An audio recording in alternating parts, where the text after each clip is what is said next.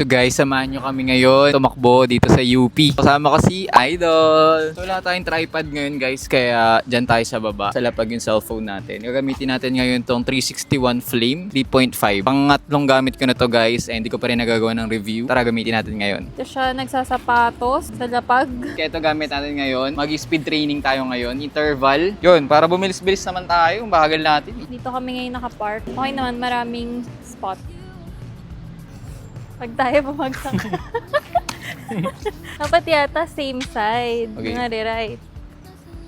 Pag ganito yata nila ginagawa. Pag pa-side, ganyan. Diba? Nasa akin kasi lahat ng weight Sige, mo bigyan mo ako weight. Hindi kasi ganyan. Nandito pa din yung weight. Ito lang alalay mo. Hindi ka Sige. nakagal... Ayan, no, wala kang balance. Hindi kami makapag-stretching, puro tayo vlog. Guys, 1 km warm up tayo. And then, saka tayo mag-start.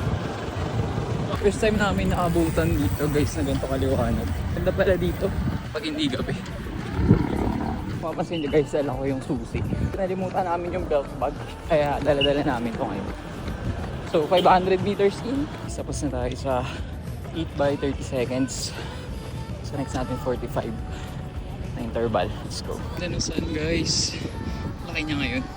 Sarap talaga itakbo nito guys, yung Flame 3.5. Talagang pang interval and temporan siya. Para ka talagang tinutulak guys, tapos hindi masyado nakakapagod. Hindi tayo na injury sa ating first interval. Next week baka temporan naman tayo ng 10 km. We're done.